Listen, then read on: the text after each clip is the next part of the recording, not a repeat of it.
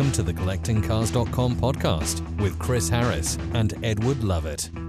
Hello and welcome to another Collecting Cars podcast. I'm here at Silverstone, so you might hear some whooshing in the background, RMA track day. I'm here with Edward Lovett, that's at Edward Lovett on Instagram and on Twitter. And here today our guest is Chris Goodwin, who is at Chris Goodwin Drive on Instagram. Doesn't have a Twitter account because he's not that modern. Now or old. Well, exactly. Now Chris is I count him now as a friend. We weren't always that pally at the outset, and he's also my teammate and has been for the last 2 or 3 years in Blancpain GT Endurance Series. But you might know him better as basically the bloke that defined the way that all modern McLaren road cars drove, which makes him one of the more talented people I've met, certainly. So that's me over being nice about you, Mr. Goodwin. Thank you for coming along. I'm feeling very uncomfortable with that sort of behaviour. So anyone that listens to this is probably into the road car side and knows your name associated with everything from 650S to the P1 hypercar. But let's rewind because you were and still are a racing driver. So where did it start for you racing cars? When was the first time you realised you wanted to race a car?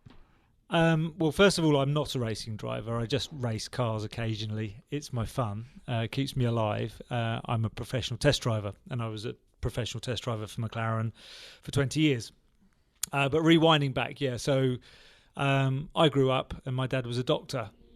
Dr. Tony Goodwin, he was quite a well-known racer back in the 60s and 70s, and I grew up going to racetracks instead of summer holidays. You know, we went to Spain on a summer holiday. Oh, actually, we're in Barcelona in Montjuic Park watching Dad in a 2-litre sports car race. And the same story, so, we do laugh about it now. But not so great back then. But eventually mud sticks, doesn't it? So being a toddler, being a young kid, it was really boring, obviously. But then eventually, something sparks, and I fell in love with the smell, the sound of race cars. I just used to love looking at an empty bit of racetrack, looking at a curb or a banked corner or something like that. It's just a very odd thing. And then finally, I grew up 10 minutes from Brands Hatch, and ironically I live back more or less there now. And as a school kid, I was helped to get a job at Brands Hatch at the racing school, and in fact I did every job under the sun at Brands Hatch. The only job I didn't do was cut the grass. So I mechanicked, I helped at the racing school. I ended up instructing there before I'd even raced a car. Did you learn how to say the word Kentagon after a couple of beers without offending people? No, you had to offend people when you were in there. It was de rigueur. So I grew up in the Kentagon and the bar that was there before that. So I just grew up around it, really. Just fell in love with it. I drove a race car when I was 14. I drove a pretty daggy old Formula Ford school car there and just fell in love with the whole thing, really. And drove a Sunbeam Talbot saloon car with an instructor around there, terrified the life out of him, I'm sure, totally out of control, and just wormed my way into it from there on. Every school holidays I was working there, and that was my life around that circuit and the people around it for quite a few years while I was supposed to be studying and going to school. So first competitive race? Well, how do you define that? My first race, I don't know that I was very competitive in it. Actually, my first race was here at Silverstone Club Circuit, Three Corners, the old circuit, in a 1950s Turner sports car, and it was the 750 Motor Club. I mean, my career started in the most basic grassroots way. And I did that. It was a road sports car, and I that was the gift that my dad gave me, was a 300 quid's worth of a wreck of a Turner that he bought in the Exchange and Mart paper, as it was back then in the 80s, and I was able to just strip it down to nothing. He bought the nuts and bolts, I rebuilt it. My A-level grades probably were 2 lower than they should have been because of that. Every minute was in the garage doing this car, and then I got a season of racing out of that, actually, in sort of historic, post-historic road sports, which was a kind of racing, and that's what I did. And then on to Formula Ford? No, intermediate was Formula First. Yeah. And that is where I made my Top Gear debut. Yeah, so we can link podcasts here, can't we? Because Tiff, on the podcast we did with him, talked about his first presenting role being drafted in at the last minute to do something about how to be a racing driver, wasn't it? And how to drive a lap of Brands Hatch. And it wasn't your car? Yeah, I gave Tiff his big break. I love this. He owes me. The world is interconnected, isn't it? It's a small world. It's a very small and murky world that we operate in here. But so 1987, Brands Hatch, the guy that ran Brands back then, genius, John Webb. He was an amazing guy. He was so innovative in all the different championships and things he came up with. Formula Ford 1600 in the first place, actually. Anyway, fast forward to the 80s, Formula First. It was this pretty grim single-seater that Van Diemen built with a Ford CV8 engine out of a Ford Fiesta, transversely mounted across the back of this thing. It was awful to drive. In hindsight, I thought it was amazing. I mean, so because I was working at Brands Hatch back then, effectively I ended up inheriting the development car.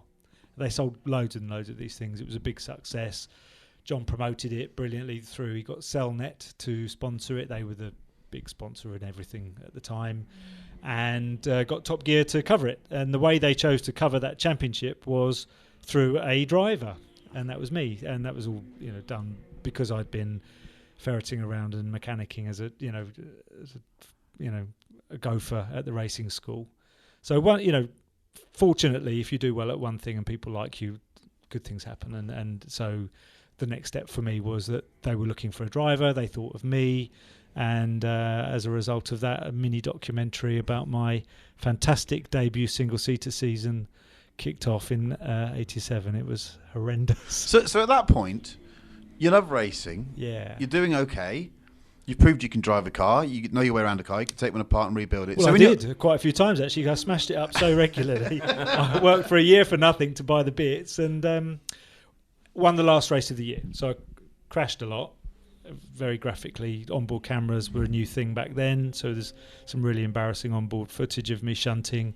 But yeah, won the last race of the year, and that was just enough to clinch someone helping me make a step up into a Formula Ford. And so I'm always fascinated about the mindset here, because I didn't drive cars when I was that young, and I never ever thought I could ever be a racing driver. And like you, I'm not, but I sit in race cars now and again.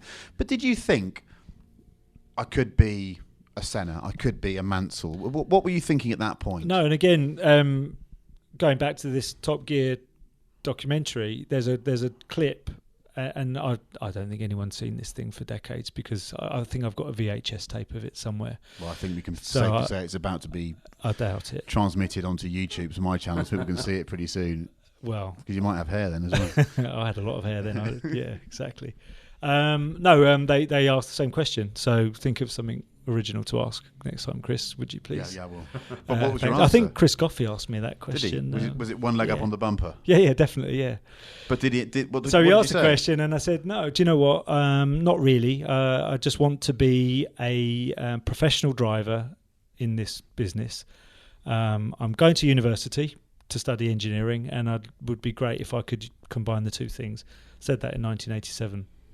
That's a truthful statement. I think you probably acted on it, didn't you? Yeah, I didn't stay in uni. Did you go to uni? Yeah? I did. I went there. I went to Imperial College. Fantastic. Got onto one of the best degree courses you could do in mechanical engineering. And about halfway through that, I just, cars just consumed everything by then, and I just couldn't do both. I was prepping my own race car. I was working on the side to earn some money. And do you know what? Lowest priority was a degree, so that went. Do you regret that? I can say now, no. I never have regretted it, actually, but I think had things not turned out quite so well, I might have lived to regret it. I'd never recommend it. I mean, it was a bit of a put everything on red kind of gamble, It's also interesting, isn't it? Because you've got two now grown up kids, one of whom's still at uni. So when they start making drastic threats about their academic career, what do you do when you're the daddy who actually did walk out of a degree? How do you then say you can't do that? And they're smart kids, so they know I did it. But the world's a very different place, I mean, I feel like I basically ran away and joined the circus, and I got away with it. I told my parents I'd left uni about a year later, So they thought I was still there when I was not. I was at racetracks around the country doing anything. It was an at all. unconnected world, wasn't it? You couldn't follow people on social media. You couldn't do anything like that. No mobile phone to track me down, nothing like that. So, no, and thankfully neither of the kids are remotely interested in either cars or racing. So, big relief. So you're doing Formula Ford at this point, or have you gone to Formula Vauxhall? No, I've gone to Formula Ford. So I'll quickly whiz through the early days because it's kind of, tried and tested sort of format. Scraped through into Formula Ford. Did it all myself again. I did the Formula Ford Festival when there were like 1 million cars in it. Best result? What was the best? Well, best result was getting into the final the first time I tried. Did you? Because I did it on my own. Literally nobody even to hold out a pit board. And it was fantastic. That's the pit entry warning buzzer that for some reason's just cracked into life. Wow!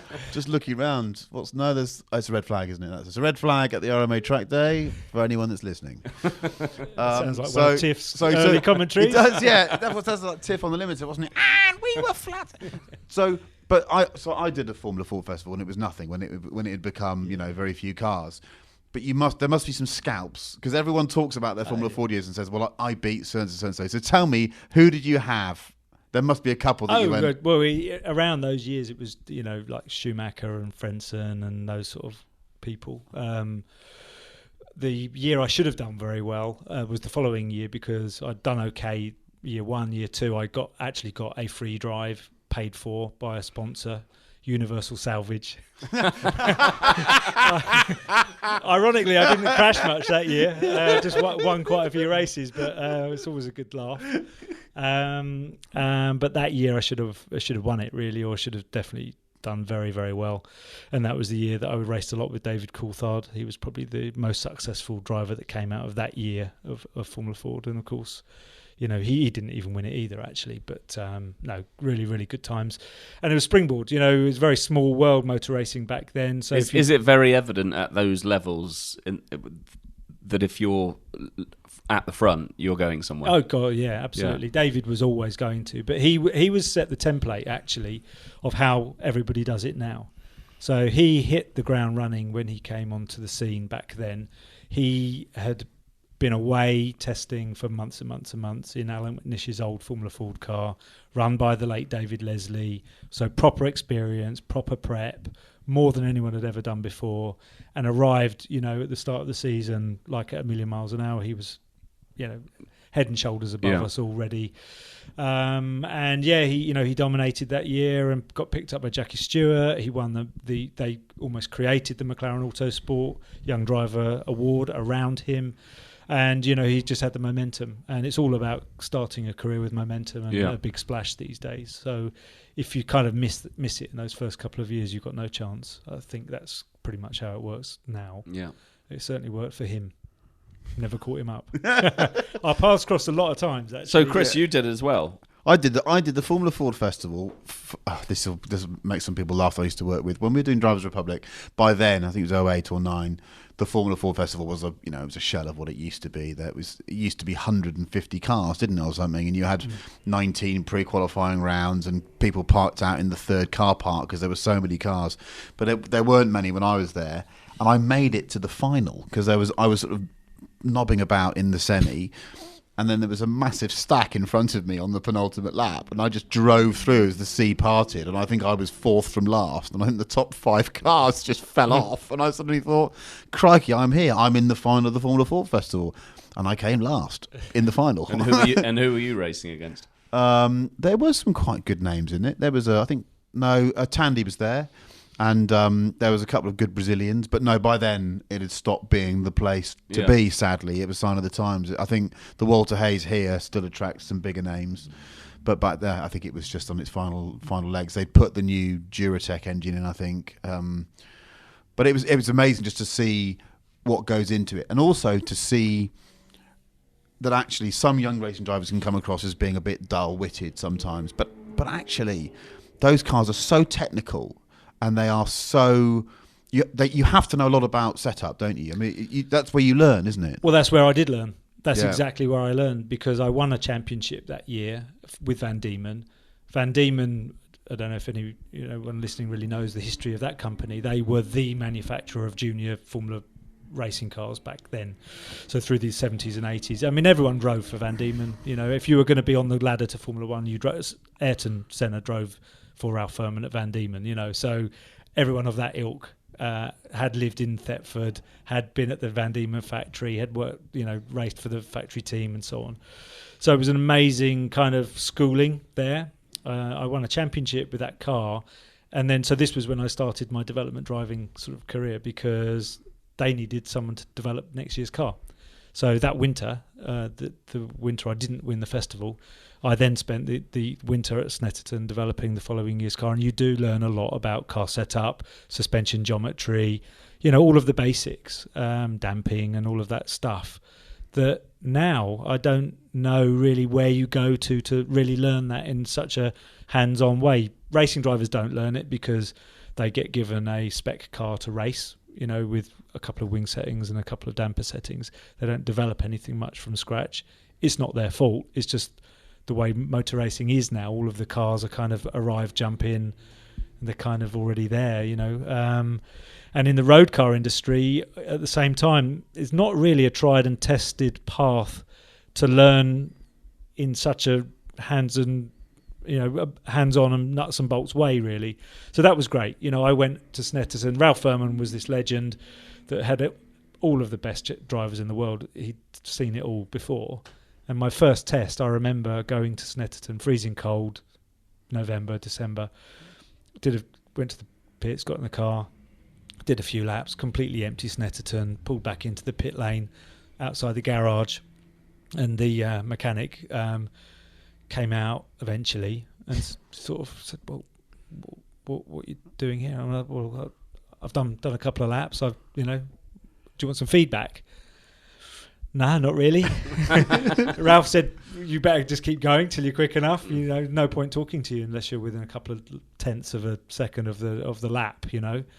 So that was it. Good lesson learned. Don't waste anyone's petrol or tyres. If they're paying you to be there, get on it. You've got to be a driving robot and deliver what they're paying you for, and then you better be right when you start talking." So that's a lesson I've often relayed as I've gone through my development driving career, employed other test drivers and other people, that it's not a jolly, it's not a track day, it's not an RMA track day when you're developing the next supercar.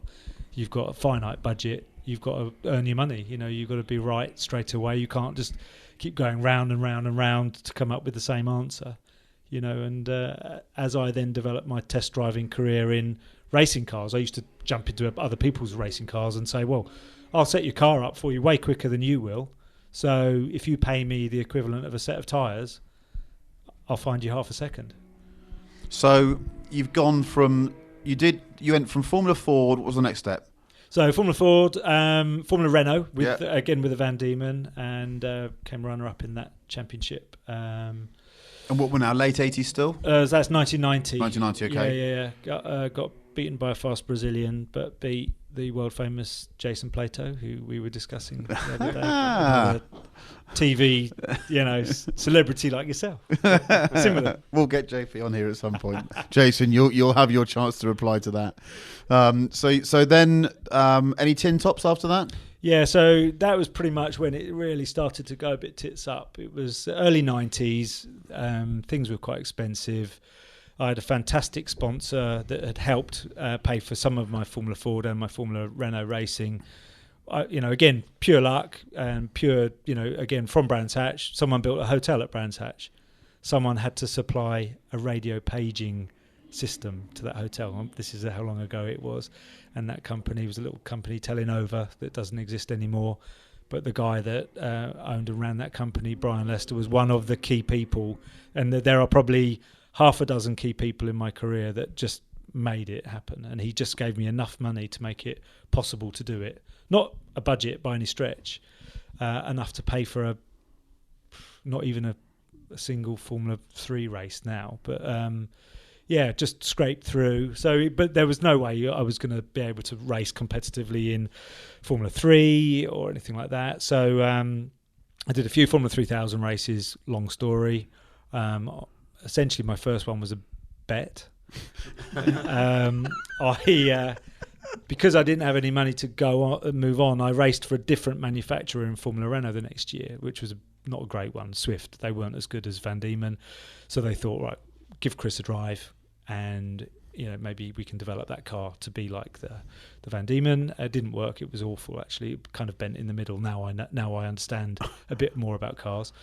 Had a hinge around the engine bay. But we got to a race, actually, where the team owner had a few quid and had bought all of Eddie Jordan's Formula 3000 team to run various people in British Formula 3000.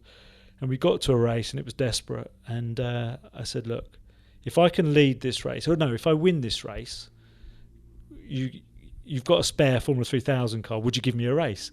And there was no way this cigar-smoking guy was ever dreaming that I would do that, because our results had been pretty poor. And it was at Thruxton, and I pretty much knew what to do at Thruxton, and basically just locked out the front suspension as solid as I possibly could, trimmed off all of the rear wing. It was evil to drive, but just about had stability to get through church without lifting and all of that. And I led, let's say, imagine it was a 15-lap race or whatever. I led 14 of the laps. Jason Plato right behind me in his year 2 of Formula Renault, which I think he did go on to win. And he was in a Van Diemen, a car that I had developed, actually, the previous winter. And, he nipped past me on the last lap and won it fair and square. But I got a test out. The guy gave me a test in this car, the Formula 3000 car, and then that led to a race and led to another one. And I got a free drive with Mansell Madgwick. Nigel Mansell had a hand in a team, and that was a disaster. And that was the end of it. Unless you're doing things properly, don't do them. And that that was not proper at all. So I had a bit of a breather really at that point, because what do you do? How psychologically, how do you deal with that? So you've left university, or you haven't finished a degree. You've followed a bit of a dream, but you'd started off doing it in a structured way, and it become unstructured. Yeah. So what do you do? Do you hit the booze? That's what I normally do. I think probably that happened. Yeah. There's a good chance. Good chance the old pro racing driver fitness regime wasn't a thing back then. Spared around, just kept my head above water. I was doing a bit more testing, so I was still doing bits and pieces of testing racing cars for different people. But then what was happening was this whole other world of the British Touring Car Championship at the time, and it became a massive phenomenon, didn't it? Yeah. So late 80s into the early 90s, and it was just like amazing how it exploded. And it was the world of super touring. And I had a really good friend that had given me some races in a Saab, Lionel Abbott.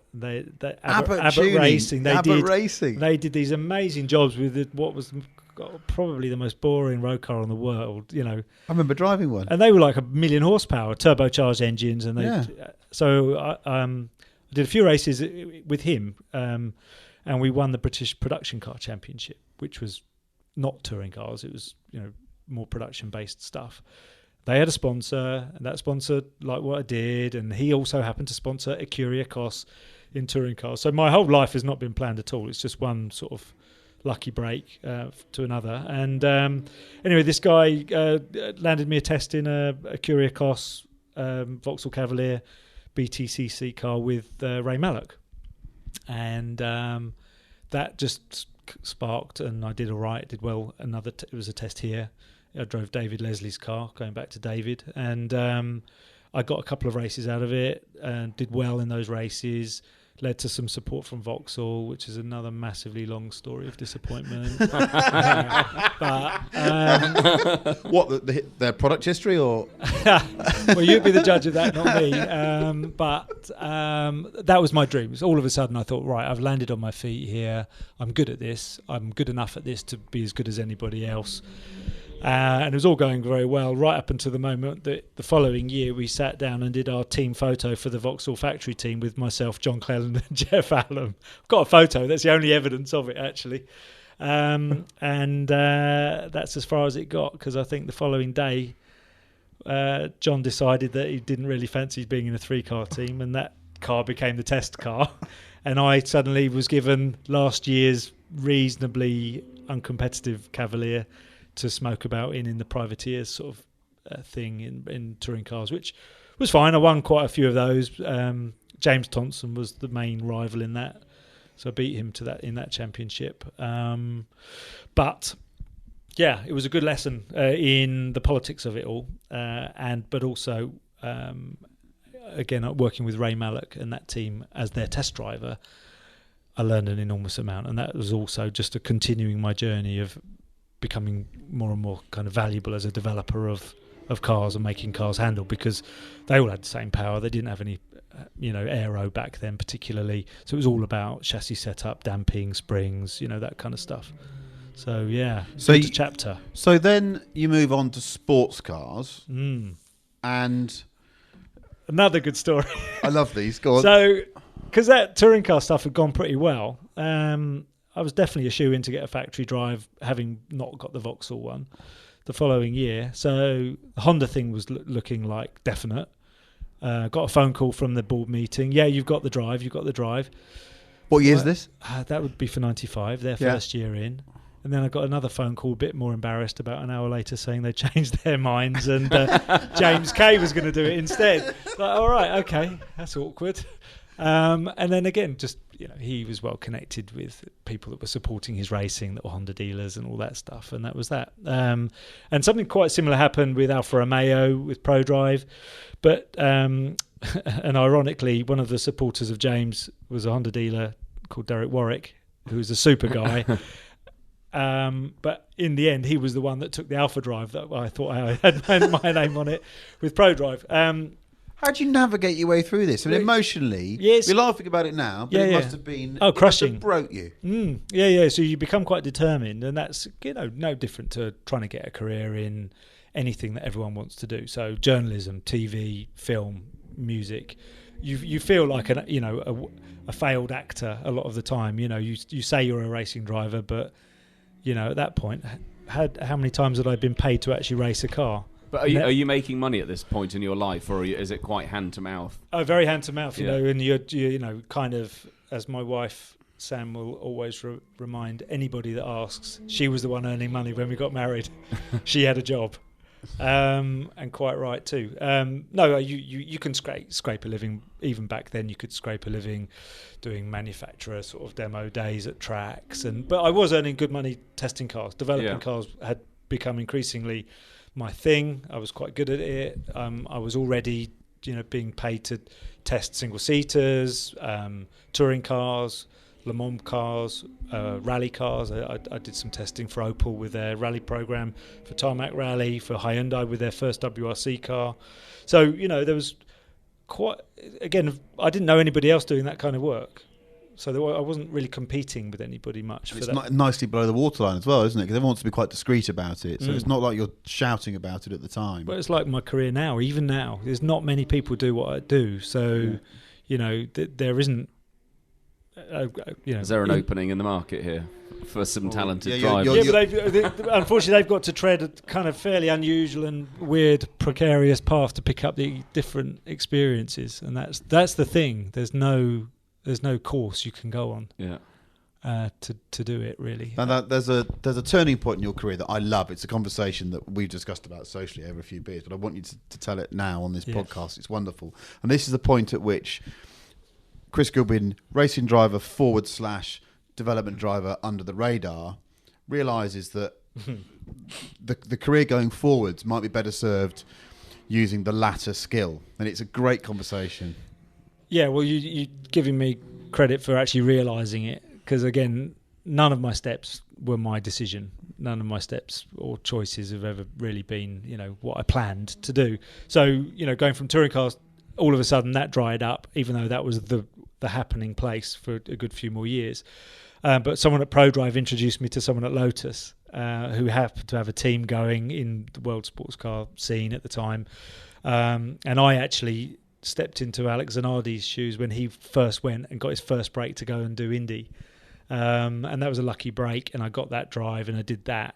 And you know, the Lotus year and a half was great, fantastic, super people on a massive. This is the GT1 Elite, is it? Yeah. And sorry, the Esprit. The Esprit. Esprit V8 turbo. Great looking car. Autocar sponsored as well. It had Autocar on the side of it. Yeah. Oh man, yeah. I've got visions of those Autocar stickers on fire because I never finished a stint in that car, let alone a race. And it was often on fire. It was the hardest thing in the world to drive. Again, massive lesson learned in no point having something that's theoretically fast. Lots of trouble, usually, serious. It was trouble technically, reliably, but it was just impossible for me to drive that. It's a Lotus, lots of trouble, usually on fire. It was often on fire.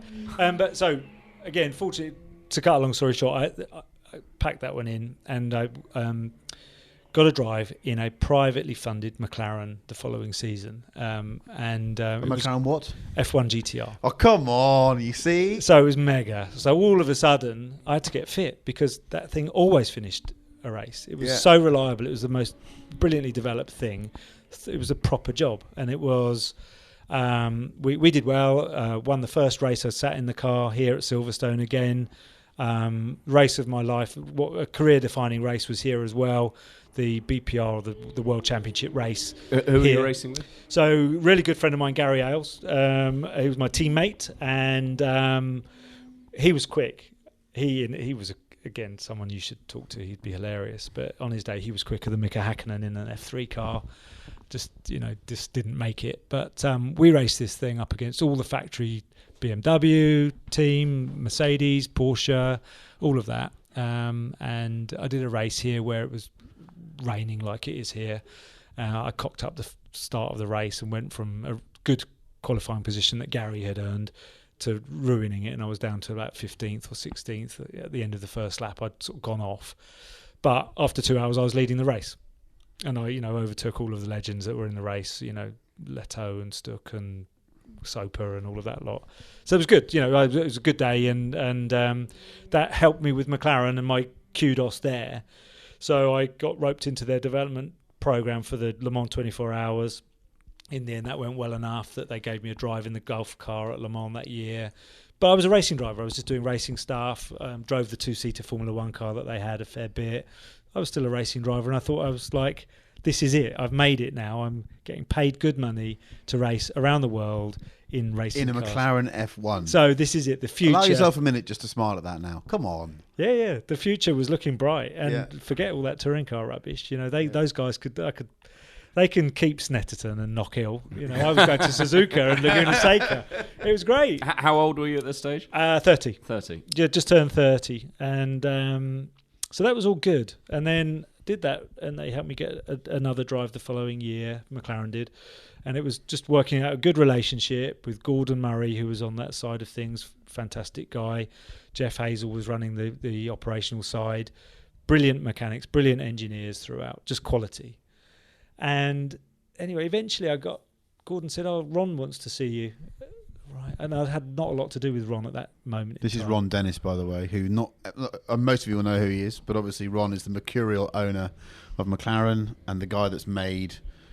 he's made history. He's an absolute legend, but known to be quite a tricky customer. Yeah. A very tricky guy for a lot of people, but an amazing guy. And what he achieved, when he took over, well, just throughout, but what he turned McLaren into, from what he picked up at the beginning of the 80s, which was starting to be a bit of a basket case, he took it to another level, and then another chapter began again. So he's quite an intimidating guy. So you've gone from being Chris Goodwin, who's developed Formula First cars, Formula Ford, and now you're being summoned for a little chat with Ron. So there I was in his office in the old McLaren F1 building, Woking Business Park, Unit 21. And I know the address very well because I'll come on to that later.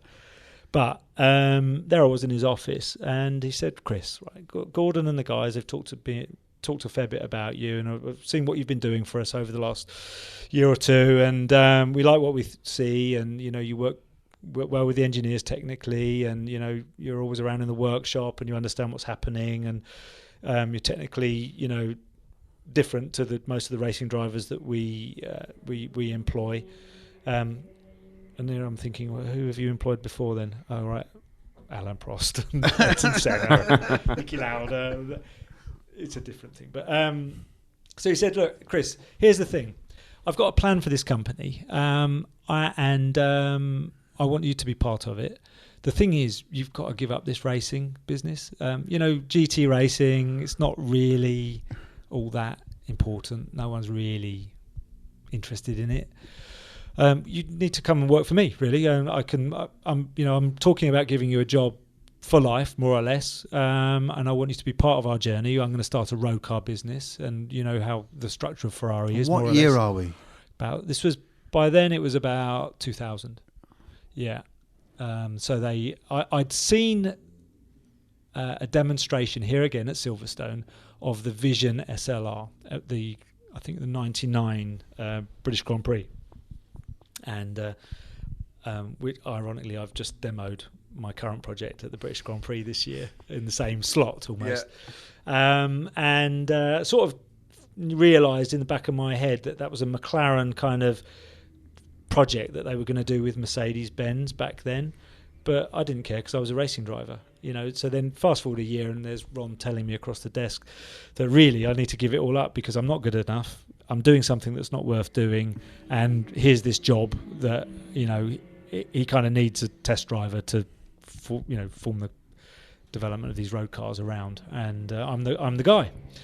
So I wasn't too sure about it really, and I took a bit of convincing. I mean, so it's like being hugged with one arm and just lightly tapped in the balls with the other, isn't it? Yeah. Did you take it as a hug or a kick in the groin? I did have to go home and sort of have a bit of a ponder about it, because if you think about it, I'd spent the previous 10 years really trying to get there. You know, with not 10 years actually, fair few years.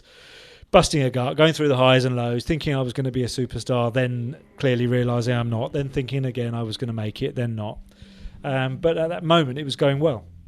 But what we did was we then jumped in his car, drove up the road to this muddy building site, and they'd already sort of broken ground and were working on what became the MTC, the McLaren Technology Centre. And it was just this massively grand plan and the ambition of the guy. And you know, you just look at him and you think, right, I don't believe anyone on the planet is going to pull this off except for you. And I was right. You know, he did an amazing job to start from effectively scratch what became a pretty impressive road car business. What he did do though was quite cool. He said, "Okay, so I can see I'm taking a little bit to convince you. So what job do you want then? What do you really want?" So I said, "I've got you there. Now I know exactly what I want this job to be." 2 years ago, I went to Maranello to look at the Ferrari F50 GT1 car, a project that never happened, actually. They built a test car, and I went to go and visit it because the team I was going to race for was going to buy one of these cars and we were going to race it. And so I went to Fiorano to watch it test. And Nicola Larini bowled up in his Alfa Romeo road car to drive the car. But first he had to jump into the Formula One cars that were going to be shaken down and flown out to the Japanese Grand Prix. Did that. Then he jumped into a 550 Maranello road car, which was a project at the time or about to be released. And he did some road car stuff that I had no idea what he did, but he drove a road car around the track and thought that was pretty cool. Then he jumped into the GT1 car and did the test that I was there to look at. So I said, Ron, that's what I want to do. I want to do a bit of everything. And that's exactly what I ended up doing. For 20 years, at McLaren, I drove most of their Formula One cars. I developed all of their road cars, all of the GT racing cars, raced them, and had the most wonderful time. But imagine having Ron Dennis to say, right, we're gonna take a little detour on the career here. Yeah. Do you think, looking back, if anyone else had said that to you, you'd have gone, I'm a racing driver, mate, do one? Yeah, absolutely, not a chance. I mean, the guy was super convincing. Just look at the deals he's pulled off over history, the sponsorship deals, the driver deals, the manufacturer deals. I mean, he's a very convincing salesman, but he delivers. I learned an immense amount working for him. He's not everybody's cup of tea. He's a very divisive character. But for me, he's been massively, massively influential in my life, the way it turned out. But also, inspirational in the way I go about things in terms of attention to detail and professionalism. I'm not him. I'm not like him in my character or anything like that. But there are certain things about the way he went about building up McLaren to be what it became that I think is the only way to go if you're. It's that attention to detail that means you enjoy racing with me, isn't it? When I turn up without my helmet, not knowing what day of the week it is, you do look at me sometimes like I'm from a different planet when we go racing. You are, but no, I think.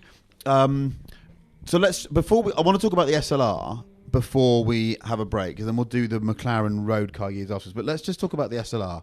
So I can remember being at Chobham, so the long cross test track, in about 1998-99, and I've gone along there, and there's a thing that we used to call the straight and level, which was, so there's the corner, and then you've got the big slopes that go up, and the thing that links them is a sort of perpendicular flat piece of road. It's not very long. It's about 150, 200 metres long. Can't go very fast. And you might use it, a company might come and do some steering work there. Or once, very interestingly, they got a load of students and they tested the effect of different drugs and alcohol on driving. And that was a 3-month setup where they just basically plied journalists with high quality students, and then just watched them drive around cones or hit trees, as was the case. But on that straight and level, I digress, was a McLaren 550 being driven at speed towards bits of 4x2. It was just being clattered over bits of wood, and it didn't like it very much. And I thought, what's going on here? And being perennially nosy, I went over and said, excuse me, what in the name of arseholes are you doing to that 550 Maranello? And they said, we don't want to talk about it. But they all had McLaren shirts on. And it turns out that was the beginnings of the SLR, wasn't it? You bought a 550 for development, hadn't you? Yeah. That was so.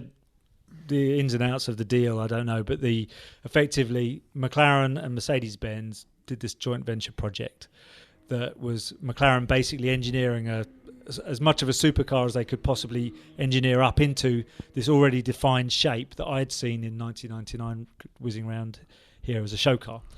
So the shape already existed, and they wanted to build this, a McLaren underneath it. Bit of a problem already, isn't it? Given that the thing was 14 feet too long at the front. Bit tricky, yeah, exactly. So the project.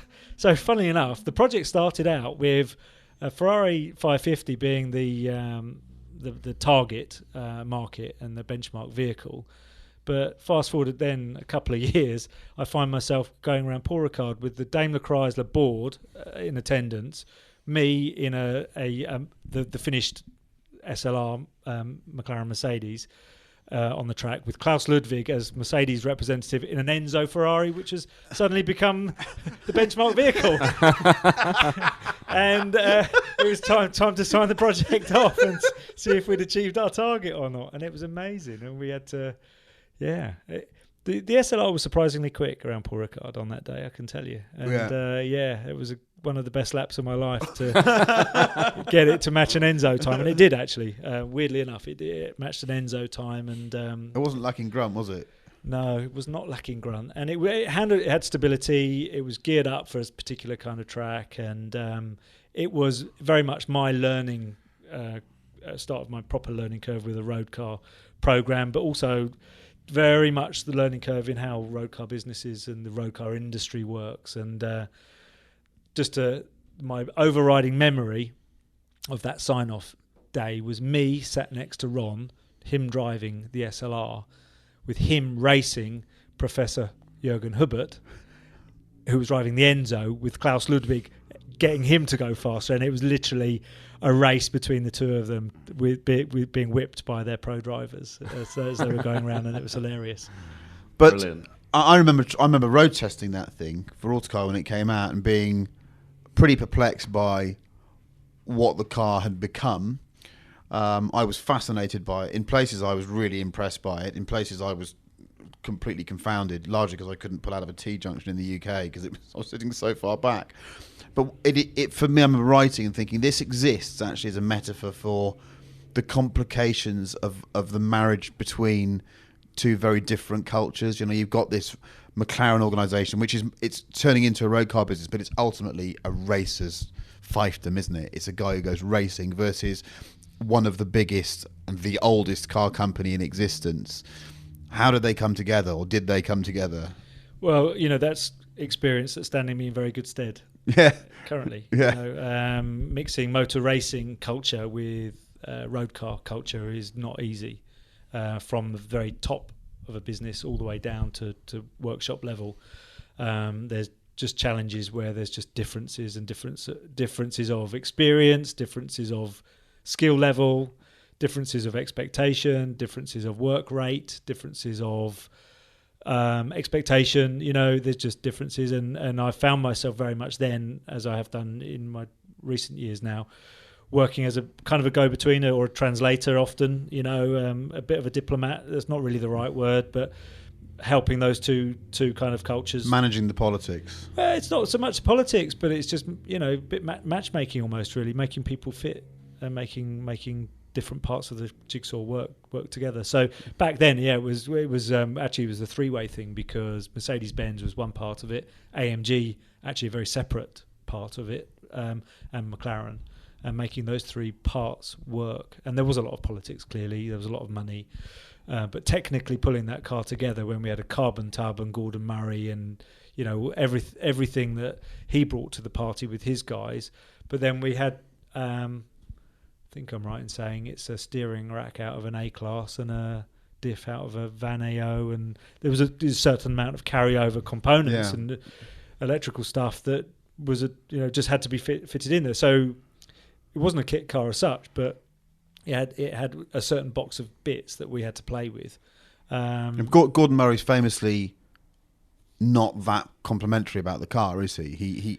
He puts it down as it's probably the challenge that he wanted to be his last at McLaren, didn't he? I think, was it the straw that broke the camel's back for him, or well, not? No, because the plan then was, look, that was the start, and that was a necessary start. And for McLaren in Woking and their new factory in Woking, the partnership with, my view is that the partnership with Mercedes-Benz was absolutely essential in getting McLaren to where they are currently as an independent road car business, because there was an enormous amount of stuff that the Mercedes side of the equation brought: durability, manufacturing techniques, quality, those kind of things that hand building a few F1 GTRs or brilliant racing cars doesn't teach you any of that stuff, and that actually is kind of almost the dull bit of building road cars, but it makes or breaks your brand. And some people struggle with that more than others currently. So the plan is that McLaren and Mercedes will remain together, and there will be other cars. Yes.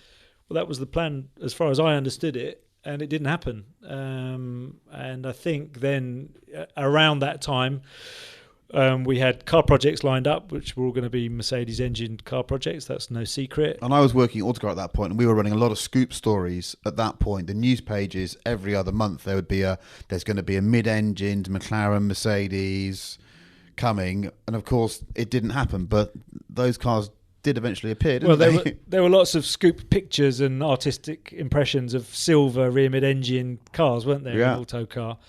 And then a bit of a quiet period at McLaren, and then a few years later, very similar looking cars appeared in orange with a different engine, and they weren't the same car, they weren't the same projects, and the project numbering system in McLaren marks that very clearly, that the next projects that happened, P11 was the designated sort of internal name for the first McLaren, the 12C.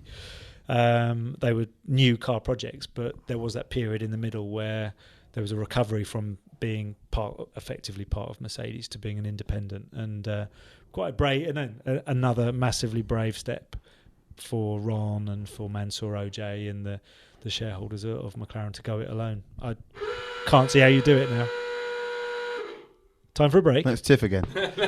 So that's a fantastic point to take a break. So listeners, go and have I'd recommended Daft Cakes last time. I'd say go for a Tunnocks caramel and a cup of tea and a comfort break if you want it. And we'll be back with at Edward Lovett, that's Edward Lovett, and at Chris Goodwin Drive, Chris Goodwin, to discuss the McLaren years. It'll be fascinating. I can't wait to hear all about that, because they are some of the best road cars I've ever driven. So see you in a minute. Collecting Cars, the safe, smart and simple way to buy and sell collectible cars. An online auction platform for the UK and Europe. Follow us on Instagram at Collecting Cars and also collectingcars.com.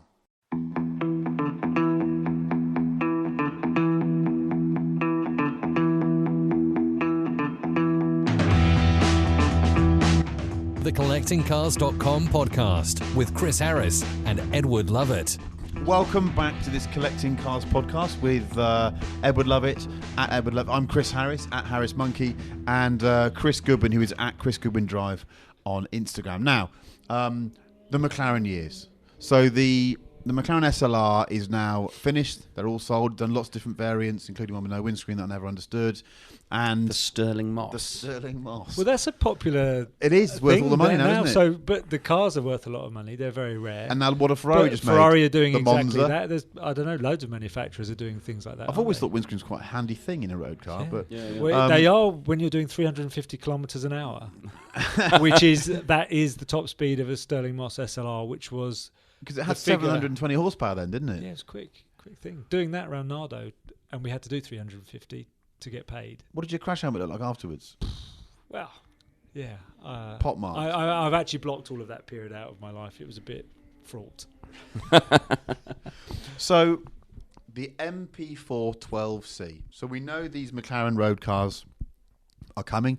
The sort of leak process from Woking means that the motoring press is being invited in now and again to talk about the project, to see the odd design sketch, to have some sort of leaked imagery and information, and there's a massive amount of excitement about this vehicle. This is sort of 2010, 2011 now, and I'm part of conjuring up that excitement because I was amazed this was happening. This small racing car company that really had just done one slightly weird project, the SLR, is now going headlong to take on Ferrari. And that was a very, very simple aim, wasn't it? We're going to make a range of cars that show you that maybe Ferraris aren't the best mid-engine sports cars on the planet. And you're a massive part of this. Now, where on earth do you begin with that? So we started with the SLR, really. You know, that's what started it, and the team around that. Some people, you know, morphed into what became the 12C kind of car project, but obviously the scale of it was bigger again. But look, I think the core group of people working on that project stayed with the business for quite some years, and were responsible for most of the cars that I worked on through my time, which was up to and including from 12C right through to the Senna and the 600 LT. And it was very much an attitude of the product comes first, which might be a slightly naive way to go about the car business. And that is something that I know where my boundaries are in these sort of discussions and in this sort of thing. I don't know how you do what Ferrari do in terms of their sales and marketing and their residual values, their resale values, their waiting lists and stuff. I think it's kind of smoke and mirrors or whatever, but it's amazing that what they do. But McLaren just went at it from the word go. It's all about the product. Let's do this amazing product that's new, innovative, daring, and that was even represented in the name, the MP412C. Very scientific, very objective. But it was our first. It was a first attempt. It was not a bad first car. Oh, it was amazing. I think it's one of my favourite memories of my working life was being invited down for that first evening at Woking. So we came down to MTC, 6 journalists, I think, and we were told that Ron would come in and introduce this new car to us. And then the following day, we would be flown in a private jet down to Portimao, where we'd drive the car for the first time. Beforehand, Ron wanted to tell us about the car. I'd never experienced that before. That for me was like Enzo Ferrari inviting you to his living room to tell you about the new F40. This is the stuff I'd read about as a kid, and now I finally had the chance to be telling those stories. And I'd have paid 10 grand to be there. Someone was paying me to be there, and we got there. And Anthony Sheriff, who was then running the McLaren road car side, was there as well. And everyone looked tired. They looked like they'd been burning the midnight oil to get to this place. It was a bit like a race car program. You're always, you're talking up the last bolt just before the cover comes off. And then you stand there smiling as if you've got it all under control. But behind, there's some frantic behaviour. But everyone looked a bit frantic. And Anthony stood there and said, well, this is the car. And they had two cars. They had a bare chassis to show this monocell, I think it was called, wasn't it? The monocell, this carbon tub that McLaren was making a statement that because of its motorsport background, it was going to have a carbon tub. And they had a finished car with the bodywork on it. And we stood there. Anthony stood for 5-10 minutes and just said, this is it. This is the car you're going to drive it tomorrow. Over to you, Mr. Dennis. And Ron stood there and said, I'm not going to be here for long. I'm not going to tell you what to do. I'm not going to tell you how to report on this car. That's your job. You drive it, you report. We've made the car. I've got nothing more to say about it. 45 minutes later, he was still going, and he came out. He came out with the immortal. The PR people were in the background wanting to turn him off, and they couldn't turn him off because he's Ron Dennis. And he said, I can tell you this is a better car than a 458 because I've got a spreadsheet that tells me it's better. And it was just, he was feeding us just manna from heaven. It was just words from the gods. As a journalist, you're just scribbling it down in your notepad thinking, oh, give us another one, Ron. Give us another piece that we can put in this story that will just read brilliantly. And we went and drove the car, and it was mind-bending. It was mind-bending in as much as the fact that it was unlike anything else I'd driven because it had this cross-linked hydraulic suspension. It rode like no other sports car actually before or since. It had the ride of a 7 Series in terms of comfort. And yet when you got it on track, it was very agile. It was a bit weird because it had an open differential, and it was, the whole thing was unlike anything else I'd driven before. A combination of what I thought a Ferrari should drive like and how I imagined a modern day Lotus might drive like. That's how I had it in my head. But there were lots of question marks about it for us. But again, it all came back to this: have some perspective as a journalist. This is their first attempt at this type of car. And they're almost as good as the company that's been doing it for 50, 60 years and is the best in the business. That was my summary of the 12C when I first drove it. Looking back, I mean, the cross-link hydraulic suspension thing must have been so tricky to get right. Yeah. I've often thought about that in my current project, which is quite a complex one. We'll get on to that in a minute. Chris is developing the Valkyrie at the moment. We'll come to that in a minute. There's too many big things to deal with. Let's start with this one. Well, but going back to the 12C, the complexity for me back then, I did wake up at night, or I actually used to dream this matrix of all of the different inputs and outputs that the suspension system had, and trying to get my head around how to tune it. I mean, if you think about, most cars are pretty easy. You've got some dampers, you've got bump rebound, high and low speed, you've got springs, you've got maybe some bump rubbers and packers, you've got camber caster, you've got an anti-roll bar, got some ride height to play with, some basics on the suspension geometry that you only get wrong rather than gain much out of, so it's just some basics you need to get right, some housekeeping on that. Pretty easy, really. But now all of a sudden, you've got this thing that's not that. No anti-roll bars on there. You've got a constantly variable damping, which you want to make the car feel right, ride right, handle right, but also then use to your advantage to gain performance. No diff. You've got this brake steer thing. You've got an active air brake. All of those things calibratable and tunable to complement each other, and if you get it wrong, not. So it was a real mind-bending experience. Fortunately, again, massive faith put in the development team and the technical team from the company. So they hired really smart people, not experienced people, smart people. So I was surrounded by a few very experienced guys, but a lot of really bright kids from Cambridge that were just like rocket science. It was rocket scientists, and a few of them you'd struggle to think how are they going to find the test track, let alone operate when they get there. But really clever people, and in the end it gelled, and we got on top of the technical issues. But you say at that launch everyone was looking frazzled. Yeah, I mean we were frazzled. That was lastminute.com. Was it launched too early? No, it was launched at the right time to sell some cars to keep the business alive. Yeah. And to a specific customer as well. At the time, I remember exactly where I was when that car was launched. And I was in a hotel in Bologna about to go to the launch of the 458. It was on the day. It was Yeah. all the Ferrari customers at the launch. What about this? Yeah. Yeah. Well, that I mean, And it worked. It did work. And every road car from every niche of the road car world, everything is launched to a time, to a budget, and every engineer that works on every single one of those projects could do with another week or two. There's always somebody. One of the guys I worked with there was famous for saying, "Okay, time to put down your pencil." And you could always go more. And so the 650S was the car, really, with a bit more time. Yeah, that with a bit of a different shape and all the rest of it, but that was a more together, more finished and tuned car, both on the powertrain, the suspension system, steering, and so on.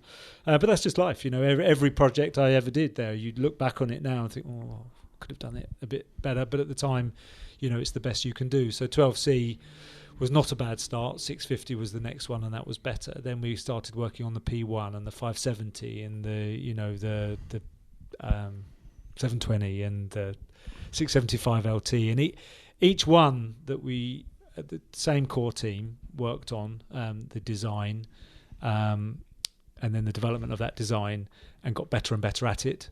And if you think, the amount of time we were in business, by the time we got to a 675 LT or a 720, how many years is that from launch of not long 12C?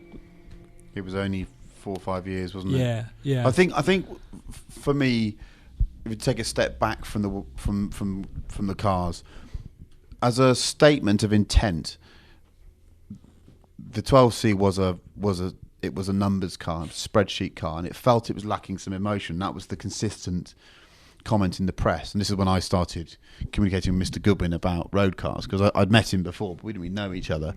And the one thing I said to them was, look, spreadsheet's fine, lap time's fine, but it is a road car, and it's lacking some playfulness, that you can't switch it all off and go sideways, and it hasn't got a diff and stuff. And Chris would quite understandably say to me, yeah, but that's not what people do in these cars.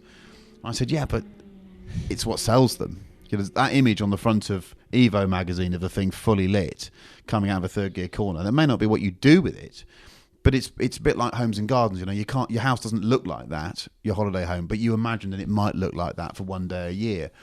And I think there was a bit of that did rub off on McLaren. And I remember seeing that the telling moment for me was that the press photography for the 650 was suddenly, the iconography of McLaren had gone from being very sort of high-speed corners, very accurate driving, and suddenly we got these videos of this thing coming. I think it was shot down at Ascari, and there was just this white 650S with smoke coming off the back tyres. It was like, right, so they are coming to meet us a bit on this. And there was, in the way they drove, the cars became more playful, more fun, less about just generating a lap time. Because there's no doubt that a 12C, when it came out, was much quicker around the lap than a 45A. It was different gravy. But the cars became more playful. And I think there were two turning points for me in the development of the cars. One was the P1. And the P1 was just something else, wasn't it? I think that's the most impressive new super hypercar I've ever driven, for the way that it made me feel that day. Dragged out to Abu Dhabi, didn't get much sleep, had to drive it through the night because we only had the track for about 4 hours during the night or something to do it. Sat with his nibs here, and I couldn't believe this thing, with the torque feel of the electric motors, the performance, the way that it looked. It's still the most staggering of those vehicles I've driven. I just love the thing. I mean, you must be immensely proud of that car. Well, I am, and actually, just that whole very short journey from 12C to there, it was very important, very interesting. What you're saying, you're absolutely right. I mean, it wasn't.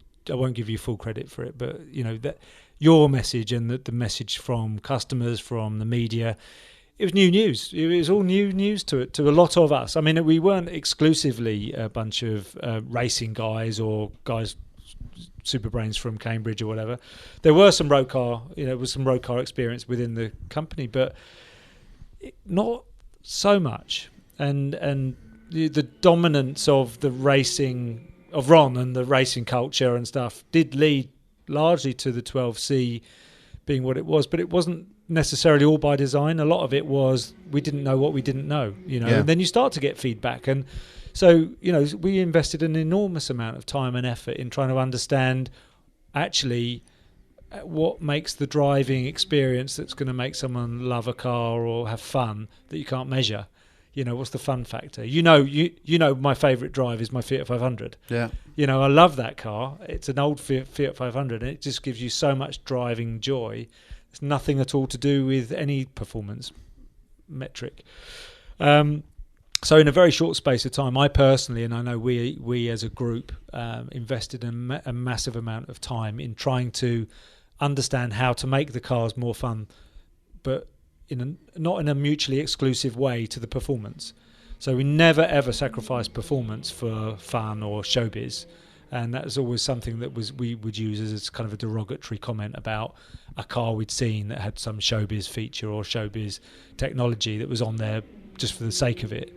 So, I think I could always stand up and say, at a press launch of any of those products, that they were genuine performance cars without unnecessary technology. Everything was on there for a reason. But when you've got the option to tune your on-off throttle response in a particular way, in a racing car, if you drive a racing car on the road, it feels awful, right? But it does the lap time on it, because for flat-out performance driving, you don't need that last bit of drivability at, on the tip-in or mid-corner. You're on full throttle nearly all the time. The steering feel, you don't need it to be quite so communicative. It's more about grip. So there was a lot of stuff that I learned and we all injected into the following cars that was more about the character, the way in which you wanted to approach the performance. So the suspension setup, the way I developed a tyre with Pirelli to give that breakaway characteristic that did make it easy to drift, so it wasn't just going to be a snap. So there was a bit of an operating window when you were over-rotating the rears, so that you could feel the contact patch at the front, so you could just feel the limit and not go past it. So you wouldn't generate understeer unnecessarily. All those sort of things were just subjective feel things that they're certainly my trademark now. It's what I bring to the party if I develop a car, all of the unmeasurable stuff. But the P1, we had so many choices to make in that car. We could have made it, dull's not the right word, we could have made it calmer, more developed feel like a Porsche 918, which is a great engineering exercise, less emotion attached to driving one of those things. Or we could exaggerate some of its features. And at the same time as developing that P1, I was also racing my Can-Am Mclaren at Goodwood, that is a ride, and that is something you look back on with hairs, if I had hair, sticking up, and you've lived if you've done a race in a car like that. By the way, he won several times. He won so many times at Goodwood that he's not allowed to race it anymore because he's too fast. So if anyone would like to buy the chassis number 1 McLaren M1B driven by Chris Simon, Bruce McLaren, the only factory car in history still exists, I can't drive it anymore, so it's for sale. No, but that thing really made me think, do you know what, I want to inject a bit of that into this P1 because it deserves it. It should be that kind of animal of a car. And we did similar with the Senna, a few years later. We chose to give it a particular character without losing any of its performance, maximise the performance, but make it a beast, make it a ride that is something worth talking about. And we had a fantastic moment on that P1 launch, right? So we're not, at that point, we're not mates. We know each other, and whenever we see each other at an event, say hello, and I've got increasing respect for what he's doing with the McLaren road cars because they're definitely things that I'm liking more and more. He's done 650S, which I thought was fantastic. We go out in the P1 on the road, and we're in Abu Dhabi. So we're on Abu Dhabi plates, and we head off just to do a bit of a road section for the film that went up on YouTube whenever it was, 2014, would it have been? Probably was 14, wasn't it? And so we go out on the road. And once we've recorded a bit of being serious and talking about how usable it is on the road, and he's literally, it's like having the salesman next to you. He's there going, now put it in this mode and see what it does here. And so we try them all. And the thing is bending my mind, frankly. I mean, I give it a couple of squirts, and the P1 is a great car in the way that it suggests what it can do when it's going at low speed. It's a special car at low speed, which is a trick. And on the way back, the GoPro's still running on the dashboard. I start winding him up. He's going to hate me for this now. So I say, have you ever called Ronald McDonald? And he goes, I'm not answering that. and just looks straight forward with a massive grin on his face. And I go, the camera is still rolling, and I go for about 10 minutes. I just try to get him to say Ronald McDonald on the GoPro, and he's so professional he won't do it. He just starts ignoring it, looking out the window and answering totally different questions as the one I'm asking. Go on, just say McDonald then. I will not say it, Chris. I will not say it. And I've got the film somewhere. It's just him, me giggling like an 8-year-old, trying to get the McLaren test driver to say Ronald McDonald in a McLaren P1. So I got the measure of you that day. And nothing's changed. He wouldn't do it. But that was, I will treasure that day. What an honour to be one of the few people to be invited to drive this. It was spitting flames. It had a thick end of 1,000 horsepower. And it was lighting the rears up I remember driving it underneath the hotel and sliding it through that section, hitting the limiter, blue flames coming out the back, filming it and thinking, this thing's got number plates. How on earth is this even possible? And I still think from the rear, when the spoiler's up and you can see into the gizzards through those grills at the back, that is the apotheosis of what a hypercar should it's gorgeous, be for me. isn't it? Oh, and it's still a great looking machine. And I think that for me was, when people talk about the DNA of McLaren, they talk about the 675 being the changing point, but I think the P1 was the one that altered everything for me. I think it was almost like McLaren became totally comfortable in its own skin with the cars it was going to produce. And then after that just came this rampant confidence. We got 675 LT that was launched, and it was like, wow, look at this thing. And the way that it just drove like a P1 without the electrics in it, didn't it, really? It was just a stunning machine. Yeah, well, they overlapped. Those projects overlapped, and it was the same mindset, same expertise, the same guys that were contributing. But, all of the detail, every guy that was working on any of the attributes of the car, whether it was engine, gearbox, steering, suspension, geometry, or the damping, or the tyre, everyone knew by then. We'd worked it out. Watching you skid at P1, around Yas Marina, and then rewind to the original 12C launch where we didn't want anybody to actually drive it with the ESP switch off at all. Didn't want any wheel spin or skids at all because we didn't think that was the right thing. That's how far and fast. It was only 3 years, wasn't it? Yeah. And I think that McLaren as a whole has been massively underestimated in the challenge it has had as a startup company and how quickly it's evolved. So you have to say you've got. For me, I would say it, but I'm full of admiration for the whole group of people, what we did there in that period of time. So loved it. We then go through a 570 and the 540 as well, which were, for me, they were exceptional cars, but they'd almost become unexceptional to us in their ability because we now expected excellence from you. So you'd gone from 2011 to what are these people about? They're the new kids on the block to, oh, it's another great McLaren. It's amazing how quickly that had happened. And I think the 570 almost suffered for that. People just went, that's great. Well done. We didn't expect anything else already. That's an amazing change. But I think the car that brought home to me just how far you'd come as a team was 720. 720S is for me still the most complete super sports car, whatever you define it as being, ever made. And I say that for two reasons. One, purely from the feedback you have as a driver. You can't, when you get out of one, you can't quite believe it does all those things, that it can be driven so quietly and comfortably on the road, and the way that it then just bends your face on a racetrack is amazing. And the current Ferrari at the time was a 458, then 488 latterly, and the gap in lap time between a 488 and a 720 was so much larger than anyone really knew. And Ferrari were clever because I don't think you'll ever see a lap time comparison between the two. I don't think they ever allowed it.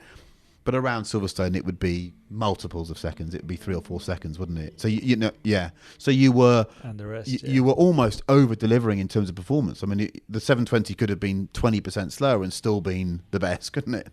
Well, this is where I'm the first to admit that I now then start to not really fully understand the car business and the car market and how you put a price on things, because the performance of that car, for me, it matched or exceeded many other cars from other brands that were double the price. But we drilled deeper and deeper and deeper into the detail of everything to get more and more performance out of it, more feel. The gear shifts were amazing. You know, the amount of effort we'd spent on the throttle response, and, you know, the damping control was out of this world. A super clever concept for the software that controls the damping, that drove even more performance out and grip out of the thing. And it was like such a massive effort to get more and more performance. And then I don't, you know, that would be the McLaren I would have in my garage right now. You heard it there. So the bloke that developed all the McLarens that you want, he'd have a 720S. Yeah, I mean, it's an amazing car, isn't it? Of course it is. It's like, if you really put, even if you then did drill back to objective numbers and do lap times and performance and real world performance, drive up a mountain and back, I don't know what can really beat that in a genuine, you know. And I'm big enough and bad enough to understand how a lot of these performance tests really happen. Yeah. But in real cars that come off a production line, I can't see how you can beat that. I don't know what does. So it's amazing, really, that they're not more popular than they are. Well, I think the truth of that is that the audience is still the same. We talk about this a lot. The audience for these cars is not really growing. I think with MP12 4C, from a customer point of view, I think you'd hurt a lot of customers financially and just with the product quality, that they're so far from returning back to the brand that unfortunately they weren't the first there to be putting their money on the table for a 720S. And that's the difference. You know, you're on the engineering side. It's your job just to define what the car is. And what a lovely bubble it is to live in, I can tell you. Yeah. I fully understand that I have got the best job in the car industry because I do all of that stuff, and then I don't have to then go out and it's not your fault if it doesn't sell. No. Well, I think it would be if I did it wrong, but I don't think. Well, any of those cars. I've never read a road test of that era of McLaren saying they were shit to drive.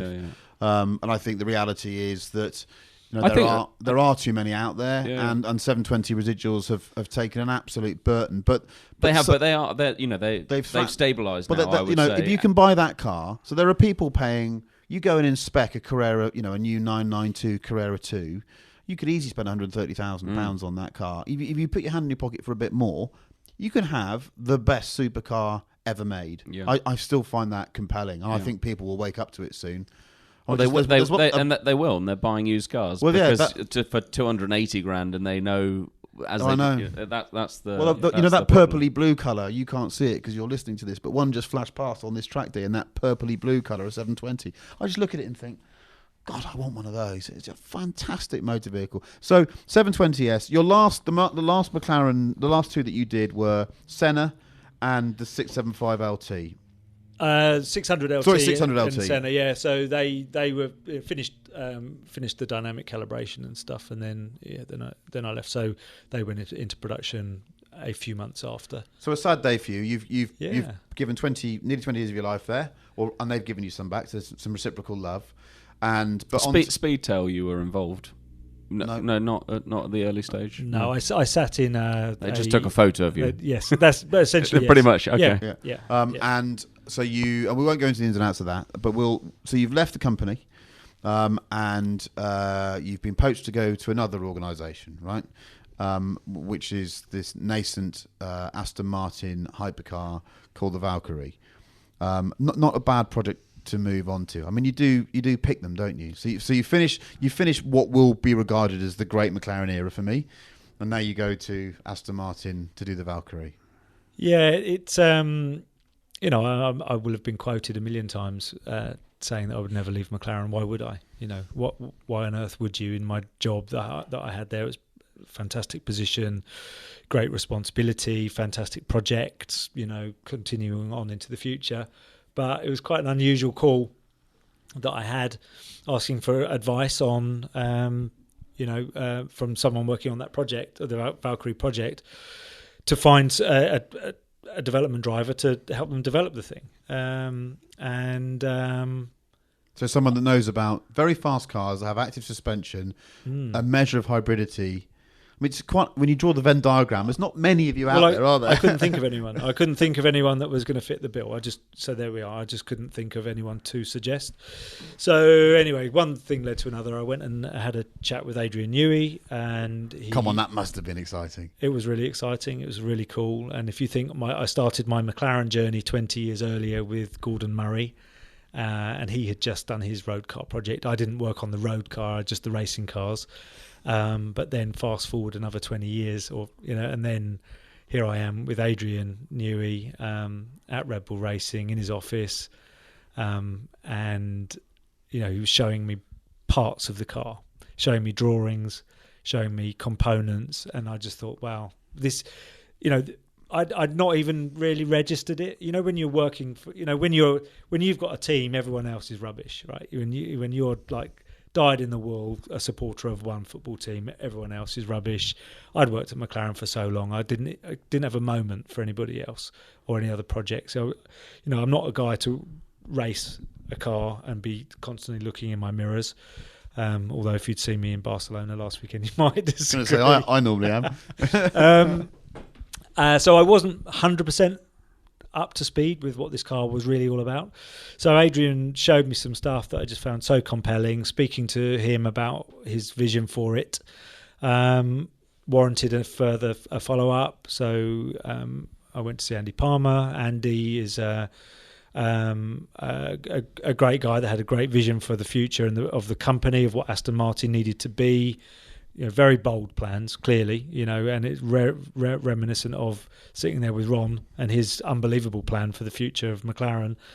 So I had a bit of confidence, I suppose, of having been there before, but this just compelling need to be part of that project. I mean, again, I mulled over it for quite a while, but it was, I think it was ultimately my dad that just said, you know what, you just regret that forever if you don't work on that program. And he's right, it wasn't about anything other than that. If you in 10 years time look back and you haven't taken the opportunity to be the Come on, all right, Tiff, calm down. Yeah, if in 10 years time you look back and you haven't taken the chance to be the test driver that developed and tuned and set up and calibrated all of the features that a driver is going to experience when he drives that car. And I haven't designed it, don't get me wrong. I haven't done the engine. The concept existed well before I walked into the door there. But, I'm being looked at to pull it all together and tune the whole thing together. And it's an immensely more complex car than has ever been seen before on the road. If someone else had been sat, it just would be awful. I couldn't live with myself. So, but I've taken it on. It's a massive challenge. But it's going to be great. When do the pencils get put down? Well, as you've seen in a lot of car projects, actually, with a lot of projects, you don't have to put your pencil down so much because you have to do things in stages with car programs. You have to finalise different things at different times. So, there will be a point in time where a customer needs a car. He's paid for it. He wants his car. There's also a point in time where coming back closer to now, there's a point in time where you have to decide all of your hardware. You have to decide, this is the design, these are the nuts and bolts, this is the spring, this is the wheel, this is the the engine specification. But now these cars are so complicated that you freeze all of that quite early, and then you have this whole world of tuning and calibrating the control systems that are going to control the active suspension, active aerodynamics, the damping.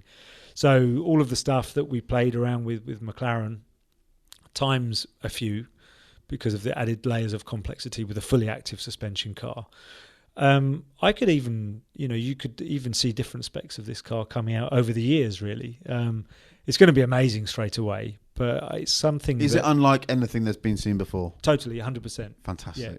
So even if you look at a wishbone, or you look at an upright, look at a brake cooling duct, you've never seen anything like it on any other road car. So they were the things that made me realise what the thinking was behind this project. So there was no carryover, nothing at all, not a door handle or a switch. there's an extra degree of complexity driven into the suspension system, so that, you know, you mentioned very nicely earlier on about the P1 being really great to drive slowly. This car will be great to drive slowly.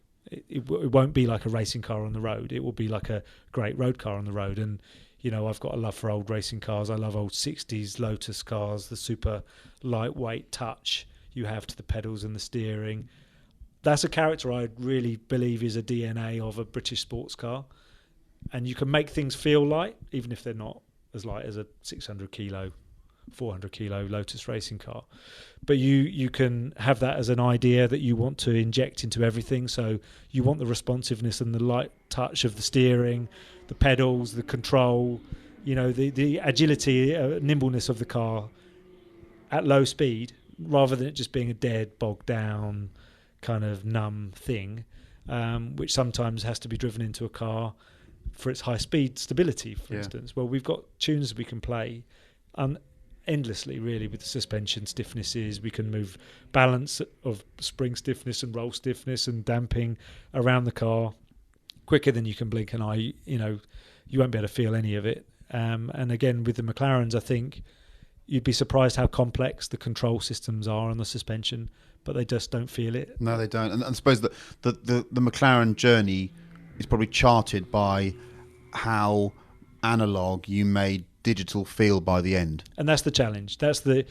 For me, that's what it's all about. You're taking the most high-tech thing, but you're just making it feel so basic, and it just does what you want it to do. You don't know why or how. You shouldn't even be aware of anything happening underneath you. It should just do it. You should look at a corner and you should be on the apex.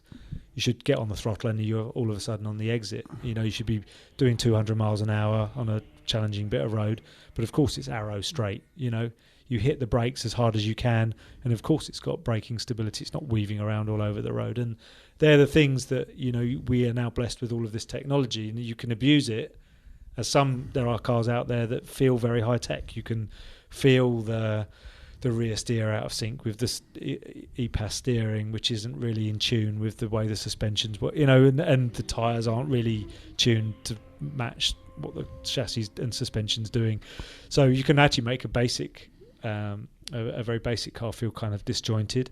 So the challenge is making something so complex feel completely as one and as a datum point, I think I can see for you it must have been compelling, because you've got there probably will only be 3 or 4 hypercars or vehicles that represent the absolute apex of speed and technology in their era that will be remembered in 50 years' time. And I think 250 GTO, I think maybe F40, and I think then fast forward probably, you know, things like F1. You know, that's when you get then you get sort of individuals involved and car companies, and you're looking at anything that's Gordon Murray and McLaren. That's a datum point, isn't it? And I think this is the next one, isn't it? I think the Valkyrie. But when the Valkyrie is Adrian Newey's car, we've been waiting for it, haven't we, for 20 years? What would happen if he was let loose? Absolutely, and that's what people are buying into. You know, it's a dream. You know, it's the idea of it. You know, are people really going to drive this thing? You know, there are some amazing owners of these cars that will drive this, that could drive this thing unbelievably quickly. I think it'll sweep out a load of the bullshit, because there's a whole, between the P1 and now, there's a sea of bullshit cars that I've not been interested in, and I'm not going to mention all their names because they already hate me, and the people that make them and own them, what have you. But I'm just not interested in them at all. And I suppose I don't quite count the Bugattis in that because there's some amazing engineering that goes into those cars and they have a place. But I'm not going to mention names, but there's a whole load of stuff in there that doesn't interest me. They didn't further the game. They didn't take technology and be brave with it. They made style statements. They made ludicrous noise. They added complication where it wasn't necessary, and it wasn't in the name of the driving experience all too often. It was in the name of being seen. So for me, that's the bullshit era, and there's been so much of it, and I like to think the Valkyrie's going to come along and just go, this is what you've been waiting for. This is the thing that moves the game on. Well, it will. Given its radical design, how is it homologated for most markets? Yeah, they're being sold all over the world. Yeah, absolutely. For road use. Yeah. It's a road car. Yeah. You know, it's a basic road car. You know, we're working with some of the suppliers that I've worked with on other car projects because their road car part suppliers. It's going to have a ABS. It'll have an full ESP system. It will have all of a radio. No, you don't want to listen to a radio in that thing. Now, so all we've talked about really is very, very high. Why would you performance listen? cars. So you could listen to your own podcast. Yeah, while well, you're driving obviously, yeah. I'm that much of a narcissist. I have to listen. I'm a sociopath. Love the sound of my own voice. Your story is one of high performance, of incredible road cars, calibrating and finishing things like P1, all these McLarens that are so fast they do bend your cheeks. But on the road, what have you driven for the last 3 years? What's your daily drive? And this is the point at which the audience can gasp. Go. Well, it's a Land Rover Defender 90, of course. What else would it be? And these are evangelical. So I've raced in Blancpain and Garage 59 really happily for a couple of years with this man and with the guy called Alex West. Hello, Alex. You might listen to this. And we spend most of our time laughing. But one thing that myself and Alex just laugh about consistently is that the dude that develops all the fast cars drives a Defender 90. It's a bit like finding out that, I don't know, Michael Roux Jr. eats McDonald's, isn't it? I mean, it's incredible. I've got an Italian sports car when I'm feeling racy as well. The Fiat 500. Yes, yeah. Exactly. Yeah. And he's got a Mercedes 190 as well. When I want to cruise. Yeah. Yeah. So what else? I've got racing cars. So for me, my whole professional life is all about the driving experience. Okay, I work in the car industry and motor racing, and I listen to your podcast. You've interviewed and talked with loads of people from all got a different angle on the car world. There are some people that scream and shout about it. Tiff, you've got people that make a fortune selling the stuff. David Clark, you've got endless people who've got a different angle, and mine is really simple. I've kept it simple. It's about the drive. It's about the driving experience. So why do you love the Defender? Because I've been for a couple of journeys with you in it, and you love driving it. You seem. I think it's a very clever strategy. I'll tell you what I think you enjoy from it, but you tell me first. It's back to basics. It keeps me completely out of trouble. I can just drive from A to B. I live in the sticks. In the winter, it's snowy. I've got no issues. I can get anywhere on any given day, whatever the weather. It's the antidote almost to my day job. It's completely the opposite. It's like a holiday. It's not everyone's cup of tea. I know that. I think it's a really cool, iconic British car, and I'll keep it forever. I will keep that car forever. And I'm quite into iconic cars. For me, the ultimate city car is the Fiat 500. That's why I bought that. The ultimate British historic classic racing car would be a 1960s Lotus. I raced them. I love those things. What's the brutal motorsport example? A Can-Am car. Well, I love those sort of things. So you can pick something that is a real strength or a real point about lots of cars, and I just love the drive. I love going around the world driving different things, drawing different experiences from each of those things. So when I've driven Formula One racing cars, I draw a lot out of that experience. So a lot of driving Lewis's 2008 Formula One World Championship winning car, McLaren. A lot of that is really interesting experience. The steering wheel profile is in all of the McLarens, by the way. The actual elliptical shape of that wheel is in every McLaren road car because it's the ideal hand grip. Why would you have anything different? Yeah. Why would you? But that's a great example of that was the fastest racing car on the planet that year. But it's one of the easiest cars I've ever driven on a race circuit. And that's the whole myth of a lot of people talk to me about downforce with my current project. At what point does it start working? Well, as soon as you roll the car more than a kilometre an hour, it's it really the key to a great downforce package is that it's working from such a low speed all the way up through to Vmax, but with whatever yaw angle you want to put into it, whatever pitch is going into it. And I think that car, it was bristling with little aero pieces. But that must have been one of its strengths. It was aero package and aero platform where you could do anything. You could probably drive it like a rally car and it would still be pinned. I like, you just have a look at the different things I drive: rally cars, racing cars, single seaters, road cars, old and new. I love to learn things that each car gives you and then try to inject it in a certain way into the next one. And what do you think of the new Defender? Do you know what? I haven't seen a picture of it. because I don't really, no offence, follow the motoring media that much. He doesn't either. He'll say, "Have you driven one of those yet?" I'll go, "Yeah, it was on the TV last week." But it'd be interesting to see if it's the same sort of thing or if it's like a Discovery with a different body on it. I think know. it's a cheaper Discovery as opposed to the sort of separate chassis thing probably isn't saleable these days in European markets. I mean, you can get a bit sniffy about that kind of thing, and I think not everyone can own a Land Rover Defender 90. It's not everyone could live with that. You're about as big as you can get to fit in one. Exactly. They're not really. They're not really. How many miles has yours done now? About 60,000. Amazing. Your setup skills have certainly helped me massively, because when I used to race 4 or 5 years ago, I get quite heavily involved in the setup of the car, something I enjoyed doing, have an input.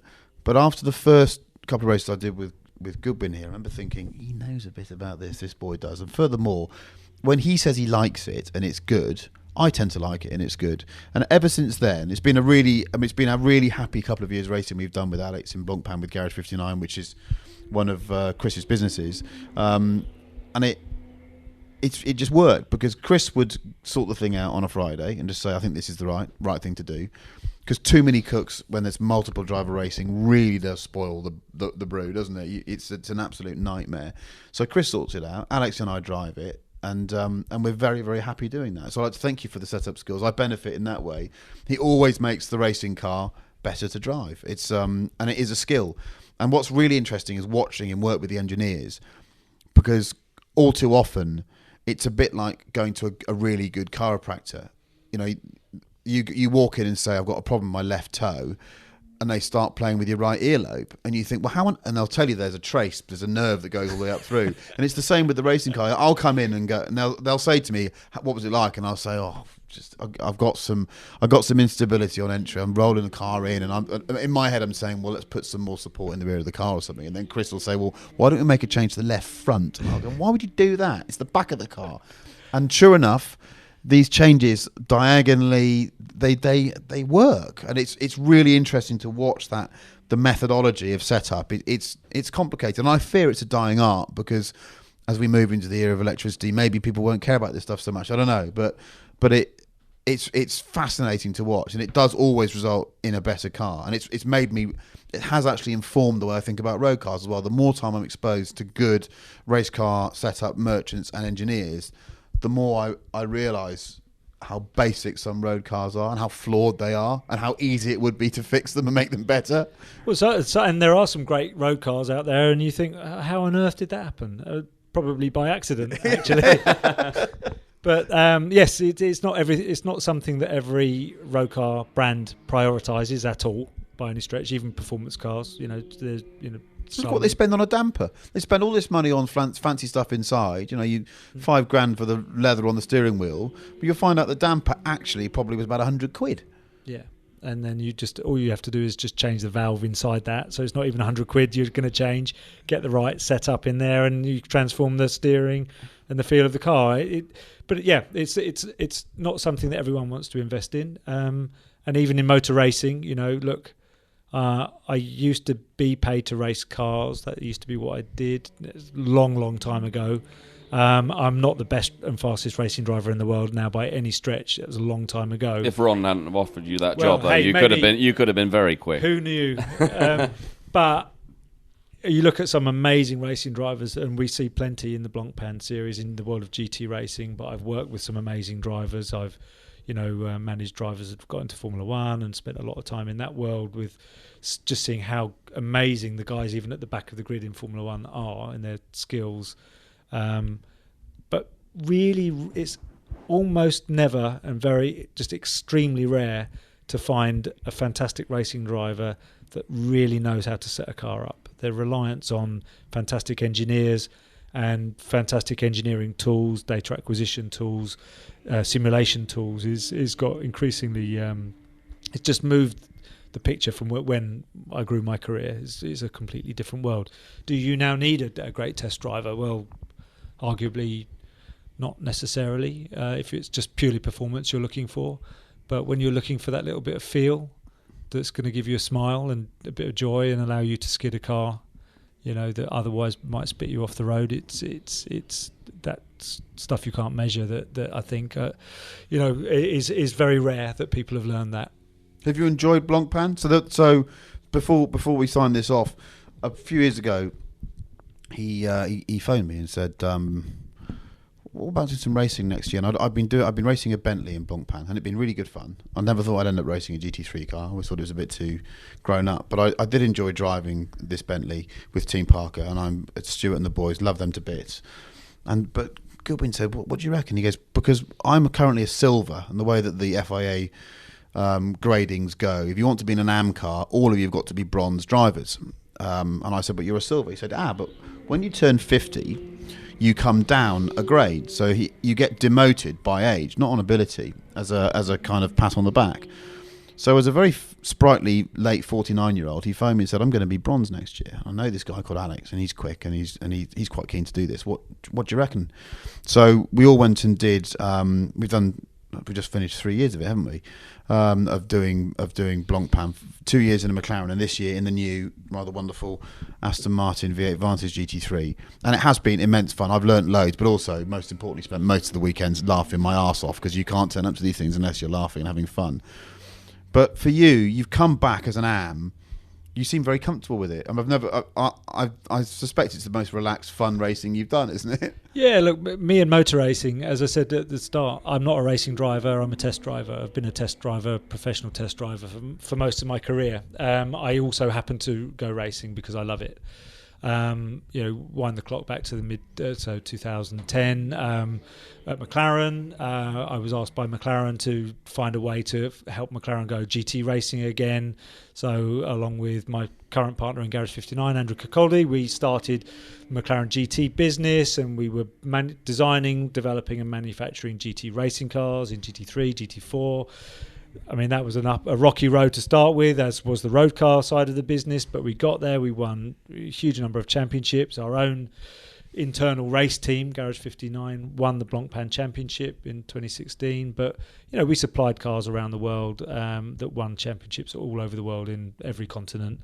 And, even Seb Loeb chose to buy a couple of, at full no discount, and he raced that with success. And that was was involved very heavily in the business. I drove the cars a little bit, tested them, raced them a little bit, but I was busy on the development side. But it was very much business, and there was a lot of pressure attached to that. Now we chose to switch out. Well, we stopped building those cars. I switched my career over to Aston Martin, and it kind of presented an opportunity to look at racing slightly differently.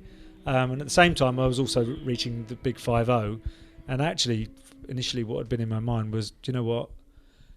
I'm 50, but I am quite sprightly, and I am quite fit and young, and I'll just do a marathon to show everyone that I'm still young and fit.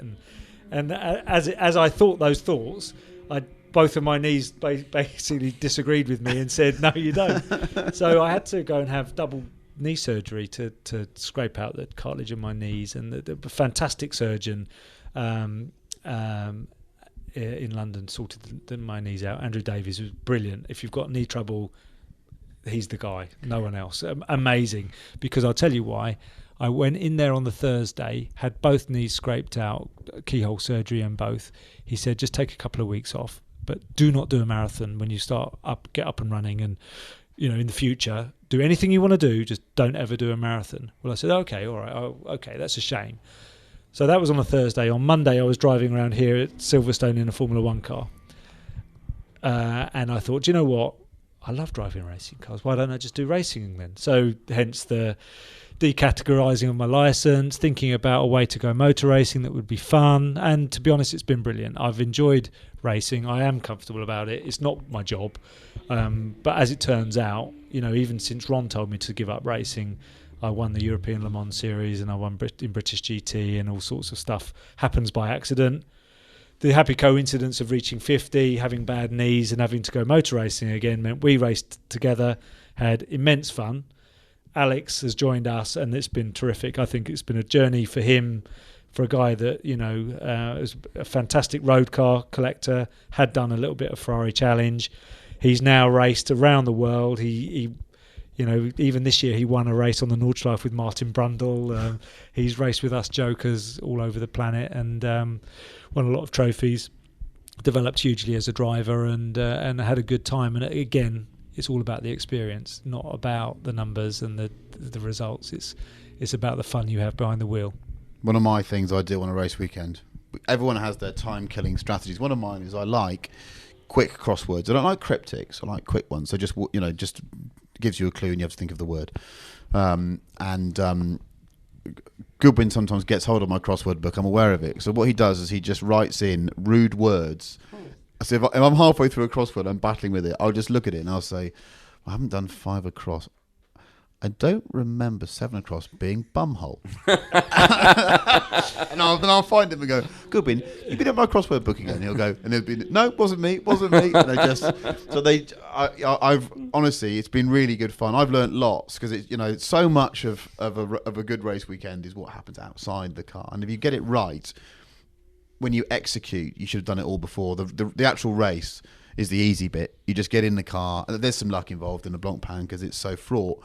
But all the hard work happens before. And you're almost, as a driver, you're almost relaxing, thinking we've done the job before the race starts. If you've got that done, you just know it's going to work for you. We had a shocker in Barcelona. We were just really struggling to get the car to work there. Doesn't really suit the Aston Martin. And in qualifying, we're making quite big changes to the car across the Pro car and the Am car. And then, if you're making changes that late in the day, you're struggling a bit. But overall, this year has been, and last year as well, just mega fun. And I've just laughed the whole time. And if you're laughing, you're doing well, I think. If you're laughing, you're probably going to go and win. I mean, we runner-up 2 years. We should have won it last year, definitely. This year, we probably had a good chance of winning it this year. Spa's our nemesis, though, isn't it? It's a brutal race. That's why it's worth doing. That's really the thing about the racing that we've done in this last couple of years is that, there's a huge number of pretend championships you can do, and you can make yourself feel great about your racing by going pot hunting in little championships where there isn't really much going on. But, we had 70 cars in Spa 24 hours. There are more professional racing drivers in that championship than in any other on the planet. There are more manufacturers pumping money into it than any other currently, I think, on the planet right now. All the brands that we compete against in the road car market is very much, my world that I live in, because actually there are a huge number of people that buy the cars I develop that are racing in that series. There are an enormous amount of people that know you, and you're writing about their product, we're writing about them as people, yes, it's a cool world. I mean, if it's something that you've never been to see and you like fast cars, you've got to go to one of those races. It's mega. Absolutely mega. So I think we could go on for hours, and we will. Just to say now, he doesn't know it yet, but we'll get Chris back when Valkyrie is closer to being something that people like me are allowed to drive. Please let me drive it, Aston Martin. We'll get him back in and we'll do a full debrief on the car. It'd be great to really go through that with you. I'm sure they will let us do it at some point, won't they? Well, I was thinking, just as you were saying that, talking about the sort of stuff I write in your crossword book, which made me sound like a proper retard. I'd just been thinking of a clever, smart way to end this little chat by saying what I really want to do at the end with the Valkyrie's finished. It's a road car. I wanted to take one and drive it down Exhibition Road in South Ken and park it outside Imperial College and just say I didn't really need a degree from you guys. I managed to sort it out. So maybe we'll do the next chat there. I thought you were going to admit what you called Ron behind closed doors. No. Next question. What is your favourite fast food in terms of burgers? My body is a temple. Look at me. And who is the clown that once advertised those? Was it Ronald? The only clown around here is you, Harris. Look, it's been an absolute pleasure, and I think that'd be fantastic. Some stuff in there, some nuggets about all those fast cars that people never knew, and the stories behind what makes them great. So that's the end of another Collecting Cars podcast. That was great fun here at Silverstone in the wet at the RMA track day with Edward Lovett. I'm not going to say his tag again, I've said it twice. And to my pal Chris Goodwin. We're going to go home now, and I hope you enjoy that podcast, and there'll be another one soon. Bye-bye. Thank you, Chris. Bye-bye.